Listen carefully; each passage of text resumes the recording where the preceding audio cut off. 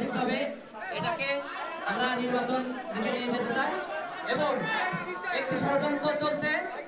ডাকসু ছাত্র প্রতিনিধি তারা হতে চায় না, তারা তাদের গতি শক্তপোক্ত করার জন্য ডাকসু অঞ্চলের জন্য তারা হয়তো এটা করছে।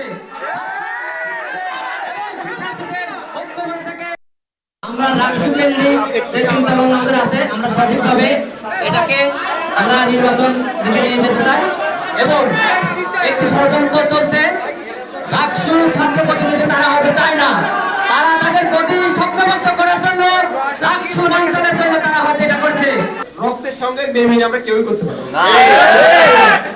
যে যদি মিটিং করে সম্ভব তাহলে মিটিং করে করেন, যদি নেগোসিয়েশন করে সম্ভব নেগোসিয়েশন করে করেন, যদি সেটাও সম্ভব না হয়